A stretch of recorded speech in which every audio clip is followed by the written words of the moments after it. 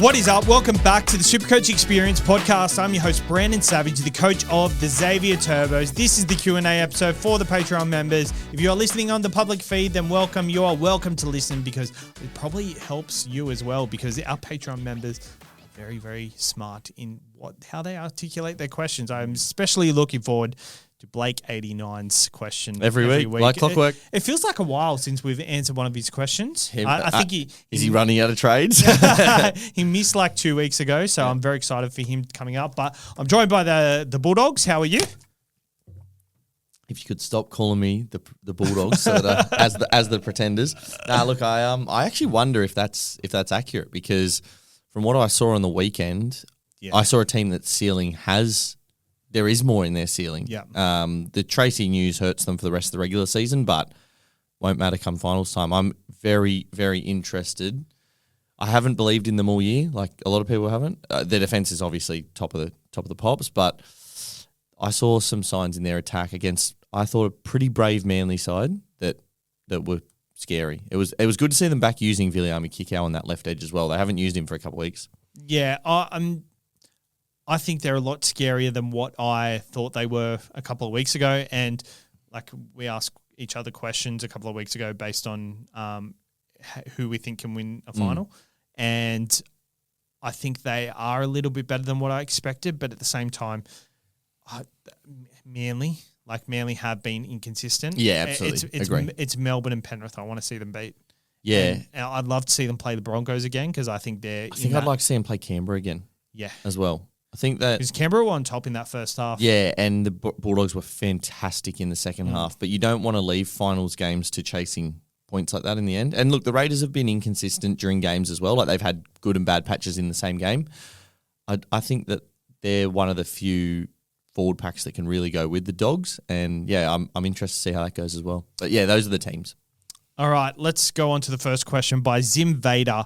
Having more troubles with my prized possession, Gehemet Shibasaki. I can trade him to Kiraz, but he's playing Souths this week, so it's a very hard time to try and part ways. Wow. Yeah, just bringing Shiba's stats up. I mean, he's a hold for me. Is it your only avenue to Kiraz? Actually, yeah. I don't mind just holding the trade this week. Yep. Kiraz is playing fullback. He's coming off a big score, so... Yep. Depends what your affordability stuff then becomes well. Like, can you afford Kiraz if he busts out and his break even goes up? But yeah, I'm not just because he's playing fullback. I don't think makes him a buy. I think he should be a buy anyway. I don't know how you've survived this long without him, mate. Well done.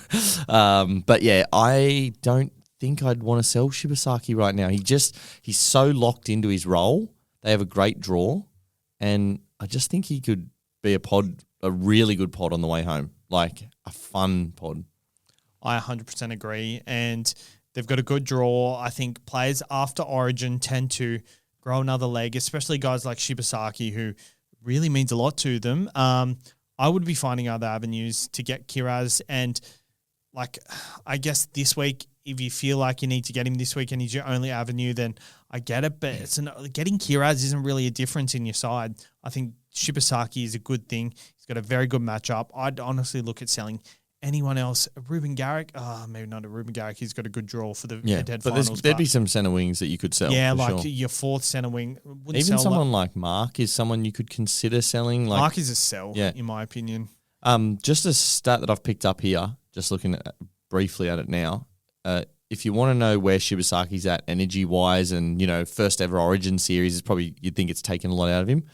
2 of his 6 highest base power scores, including his highest of the season, have come in his last 3 games in the back end of Origin. So I think there's plenty in those legs. And maybe that comes from the fact that he hasn't played heaps of as much footy as some of those other guys. And he's kind of like still really motivated to get that. He wants to get paid, man. Like he wants to get paid and he deserves to be paid as well. So I don't think he will stop. And that's the type of guy at this stage of the year that you want. He's a massive pod. This guy is playing for a contract and he is a good thing. Don't sell him. I would hold.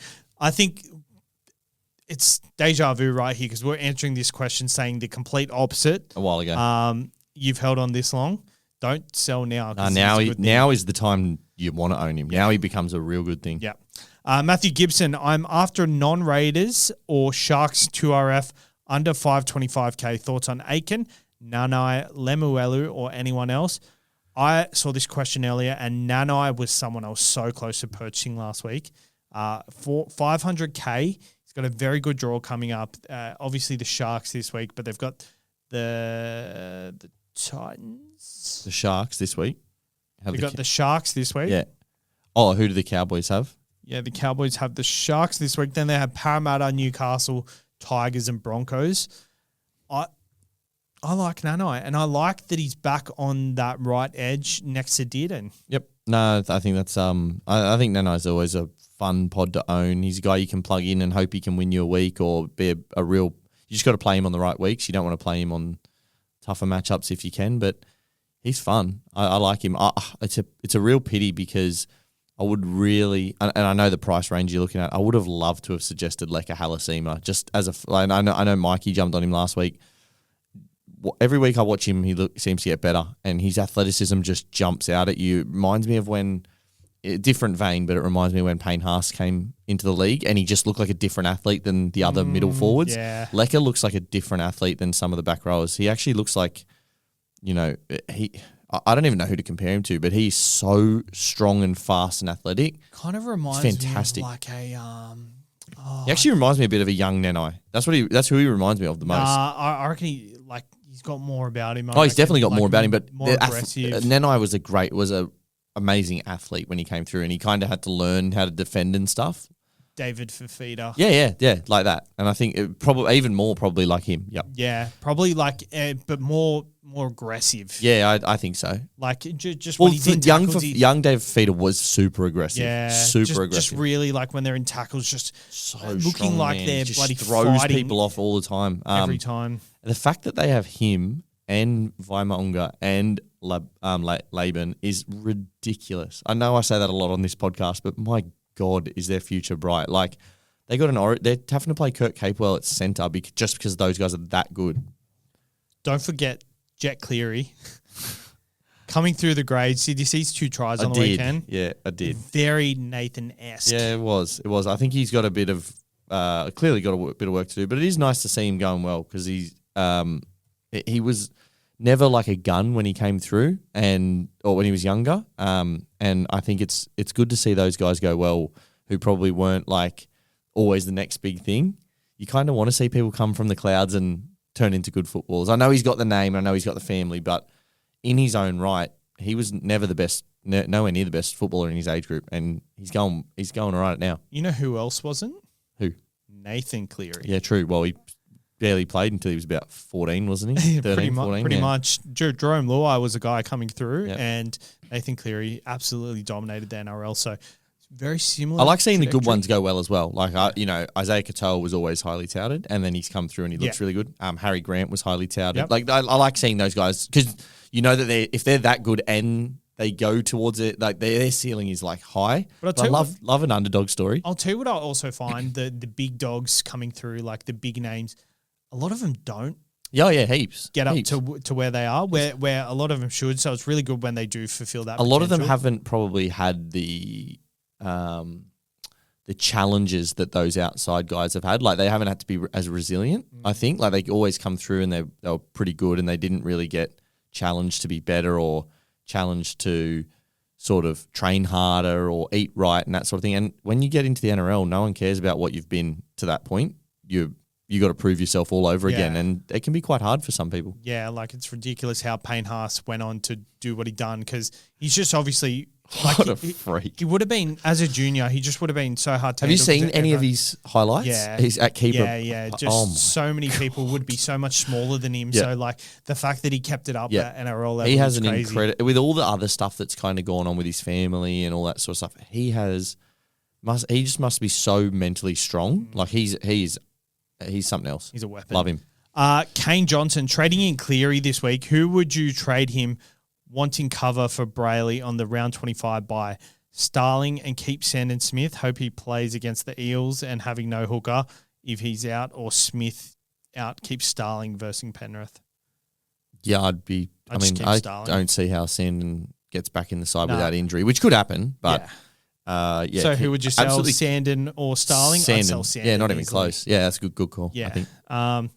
All right, we got another one over here, which is hold on, didn't get it up. No, you've George, 4 trades left. I have Hines, Katoa in the halves. Would you go Katoa to Cleary? I have Edwards this week, or save the trade. It's a tough one. That is a tough one. I probably wouldn't be going sideways from Katoa to. Oh, I probably would. I think Katoa's done his job. Although you think otherwise. Yeah. No, I think I'd prefer to hold him. I just like him so much. But this goes back to the question that we had: is how much are you banking on Nath being a must this week versus what is his draw coming up? Like, I know we talk about Nath probably being draw proof and all those sorts of things, but the reality is, no matter how good a player you are, when it's a little bit easier, there's more SC points on offer, and you're more likely to have that run where you literally can't be caught. I don't know if Nath is going to go on that run. Like, I think he could. I think he'll still average the most in the position, but that might only be 85 or so. It might not be that score where you go, okay, I have to have him. Although this would be the week where it was. I could see Isaiah Katoa having a game at the back end of the year where he just goes mental. They've got some easy games to finish. Nate's only had 300s this year in 14 games. Admittedly, one he was injured in, and none of them have been over 130. He hasn't had that I'm Nath score yet. Maybe it's to come. Maybe it's this week. He's cooking. Yeah, he's playing great footy though. Like, he also hasn't scored under 60 for about 2 months. So I'm not saying that he's going to go poorly. I just question his ceiling at the moment. His role being a position tighter to the ruck than it has been means more touches, more kick try assists and all that sort of stuff, but not so many, not so good for his SC ceiling. I say that, and he'll probably come out and get 160 this week. So he probably will get 160, I think. Let's go over to, we've got Blake 89's Oh, yeah. right now. If you could be one of either past or present or future athlete, who would it be and why? I would have to be Jordan due to the fact he always comes into the GOAT status for any sport in the world. 23 hashtag. LeBron James. You LeBron James? Absolutely. Yep. No dramas. Just athleticism-wise, just like you can have the career or whatever, but just give me 18-year-old LeBron James, like who he was, and sort of the attitude that there's another guy who's just incredibly mentally strong, no father figure, or never had any real, like, outside of people disagreeing with his decisions and things like that. It's always been about his basketball. He's got no off-field stuff. Like, he's 6'8", 125 kilos, probably runs 100 in 11 seconds. Like, how do you do? He could have played any sport he wanted to and been near the best at it. Yeah, I probably would go Nathan Cleary. I don't blame you. Just because. I didn't know you were a Mary Fowler fan. No, actually, I would go Travis Kelce. I don't mind that. I don't mind that. Just because he gets to bang Taylor Swift. Yeah, I don't mind that. She's not my type, but I respect it. And he's minted. So have you seen Happy Gilmore too? No, not yet. Don't ruin it for me, please. I'm watching it this week. Well, I've had stuff on over the weekend. So yeah. I only watched it last night. What I will say is, if I wasn't being like serious about the whole athleticism and career stuff, Shane Warne, no questions asked. Simple. It's not really about athleticism for me. It's like what sort of athletic skill would you want to be in what position you would want to be? Yeah, no. I mean, that's what I mean. But I think if LeBron grew up in Melbourne, he would have played in the AFL and been the best player in the AFL. I think if he grew up in Sydney or Brisbane, he would have played in the NRL and been like, Payne Haas is what, 6'4" or 6'5", 120 kilos. Yeah. And slower than him. Add 4 inches, maybe both ways. And and run fast. Like, basketball is one of those sports where you kind of see all the athleticism. It's a lot of different speed, endurance, jumping. I think I'd take it. 100%. All right, I've got a couple of questions myself for you. Who wins the comp from here? Penrith. Why is that? I just think that they have found a way to time their season so that they're going to be fresher than they have been. I don't know how they won the comp last year. That was a phenomenal effort. I thought they were busted. Yeah, same. And I think as long as they keep Nath healthy, I don't think it really matters who else is healthy. But if they keep Nath healthy, I think Penrith win it. I don't think they did it intentionally. I think they started they've come out, all of them admitted, like Isaiah Yeo came out and said they weren't training to their usual standards. But I think sometimes when you've done that long a season that many times in a row, you kind of need to start to taper and time your run a bit. Yeah. As I said, I don't think it was fully intentional, but they're playing good footy right now. It wasn't intentional at all, and I think they're the only team that can win the comp at the moment just because they've been there and done it before, whereas these other teams are kind of figuring out how to do things on the go. Melbourne, I think they're done. I think the only other team that does worry me, I think the Broncos, if they get things right. Yeah, that's fair. I think they're the only team that can kind of challenge the Penrith Panthers just because of their forward pack. Yep. And Adam Reynolds, as much as I think I don't rate him super highly, I think he's a good enough halfback to get them on their day if things go right. No, I think that's completely fair. I think they're a good enough team to beat them on the day. I think the problem with, you talked about Melbourne. Melbourne's problem is too many teams can beat them on their day. Not many teams can beat Penrith as long as they're pretty good, I reckon, when they're playing like this. I think the Raiders are still – they've got a good mix of older guys, but I think their spine is still too young. They need a little bit more time. Agree. I think their time will come, but I don't know if it's this year, though. They've won about – I think this week's they're going for 10 in a row this week. Yeah. And I don't think we're going to offer up much resistance, but the Bulldogs, I want to see more of – give me a couple of weeks on Galvin and Burton, and maybe I'll think that they're up in that spot, but I'm with you on who you think. I'm right there with the same teams, I think. One Smokey, I think, I just always thought it was the Sharks' year to do it. Yeah. They're not filling me with confidence, but I just always thought this was their year, and I just always think when this conversation comes up that the Sharks really should be in it. Yeah, and they should be. Maybe that's just me thinking from like two years ago. I thought this was going to be their year. It's all of us. It's all of us thinking that we know, we can all see it. I'm sure they're frustrated by it as well. We know that their team, you call it what you want, on paper, name to name, they match up against every other team in every other position really well, and then they just don't put it out on the field. So until I see a more consistent, they played 2 good weeks prior to this. Until I see more of that, I can't do it. But it's the same story for the Dogs. I think they could do it. They just got to show me more first. All right, one last thing. You get one game with the strongest side possible. Who is your halfback? Is it Nicho Hynes or Jamal Fogarty? Is this just right now, or what's right now? Strongest side possible. Strongest side possible, and the side could be whoever you want. Oh, you can pick I can pick any players. Your whole side, but who are your halves? Who's your first halves? Is that Nicho Hynes or Jamal Fogarty? I'll take Fogarty. Jamal Fogarty or Daly Cherry Evans? Right now, I'll take Fogarty. Jamal Fogarty or Tom Dearden? Oh,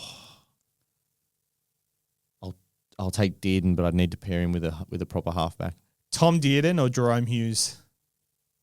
I'll take Hughes. Jerome Hughes or Luke Metcalf? I'll take Hughes. Jerome Hughes or Isaiah Katoa? I'll take Hughes, but I'd prefer to watch Isaiah Katoa. Jerome Hughes or Adam Reynolds? I'll take Hughes. Jerome Hughes or Mitchell Moses? I'll take Moses just. Mitchell Moses or Nathan Cleary? I'll take Nath. Yeah, but that last one's not as, I don't think that's that close for me personally, because I just love Nath's style, but I'm glad that Moses was the second last one, because I'd definitely have him at 2. Yeah. I think the reason I had him over Hughes, I think Hughes is a better defender, but I think Moses got more strings to his bow in attack. They're both very similar, but his kicking game's so much better. Just him when he's in the para side just proves such a difference, doesn't it? He's even proved, to be brutally honest, as a guy who used to give Mitch Moses plenty of shit as he grew and developed, he's even proven himself at Origin level, I think, honestly. His value. So, All right. Well, that's it for the Q&A episode. Thank you for tuning in and thank you for asking questions. Patreon members, Grant, it was nice to have you this week and good luck with your Supercoach. Yep. Hope in 2 weeks' time, I hope I come back and I'm still on the roller coaster and not going back to lights off stuff. So looking forward to it.